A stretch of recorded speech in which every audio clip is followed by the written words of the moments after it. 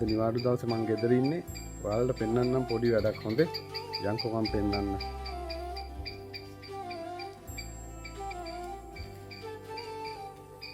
මෙන්න බලන්න මගේ චූටි දූ කරන වැඩේ. මෙන්න බලන්න.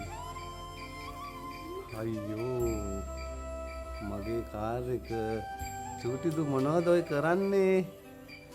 මගේ පාට කරනවා? ඔක චිත්‍රපොතක්ද?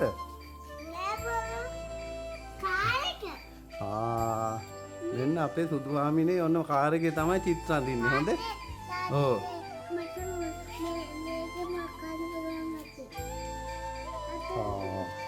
ඉතින් සුදුහාමිනේගේ චිත්‍රපොත් තියෙනවනේ පැටියෝ.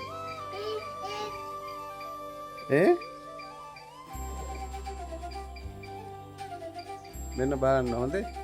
අපේ සුදුහාමිනේ කාර් එකේ තමයි චිත්‍ර අඳින්නේ. මම පොඩි කතාවක් කියන්න. එක ගෙදරක තාත්තට කාර් එකක් තිබුණා. දවසක් දරුවෝ කරපු වැඩේ අර පාට කූප අරන් ඇවිල්ලා මෙන්න මේ වගේම කාර් එක පුරාම කූප පරි ගාලා. ඕක එකට වෙනම තාත්තා දැක්කම තාත්තට හරියම තරහක් ගාවේ. තාත්තා කරපු වැඩේ තාත්තට එක සැරේට කීර්තියත් එක්ක අතට අහුනේ මිටිය. ඒ පොඩි මිටිය අරන් ඇවිල්ලා මොකක්දයි මේ කාර් එක කරේ කියලා මිටියෙන් අර දරුවාගේ අත තියලා ගලක් උඩි මේ ඇඟිලි හතරටම ගැහුවා. ලේනකම් ගැහුවා. දරුවා කෑ ගහලා ඇඬුවා. ඊට පස්සේ මොකද කරේ? පස්සේ කොහමද ස්පිරිතාලෙ එක්කන් ගියා. එක්කන් ගිහිල්ලා ස්පිරිතාලේ ડોක්ටර්ස්ලා බලලා කිව්වා මේ දරුවගේ ඇඟිලි හත සනීප කරන්න බෑ කපලා වෙනවා කියලා. ඉතින් අර ඒ වෙලාවේ ආපු කේන්තිර තාත්තා එහෙම කරාට තාත්තට හරිම දුකයි. තාත්තා දරුවෝ බලන්න ගියා. ගිහිල්ලා දරුවා ළඟට වෙලා අඬනවා. අඬ කියනවා අනේ රත්තරන් පුතේ මට සමා වෙන්න මං ආයි කවදාවත් එහෙම කරන්නේ නැහැ ඔයාට කියලා. ඊට පස්සේ දරුවෝ කියනවා කමක් නැහැ මගේ තාත්තේ ඒක කමක් නැහැ. ඒ තාත්තේ මට කියන්නම් කවද්ද මගේ මේ ඇඟිලි හතර ආයි මට ලැබෙන්නේ කියලා.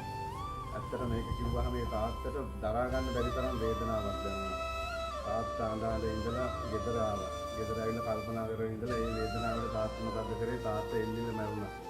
ඉතින් අර ශනික වාපු ප්‍රේන්තියත් එක්ක කෝපයත් එක්ක තමයි එහෙම වුනේ. ඒක නිසා ඔයාලත් එහෙම වෙන්න එපා. මේ දරුවෝ අපේ මල් වගේ දරුවෝ. එයාලා ඉතින් ওই වගේ දේවල් කරනවා. අපි ඉතින් පුළුවන් තරම් ඉවසන්න ඕන. මේවා මොනවද? මේවා යකඩ කොටවා. මේවා අපිට පේන් කරලා හදන්න පුළුවන්. ඒක නිසා හදිසි තීරණ ගන්න එපා. ඉක්මන් වෙන්න එපා.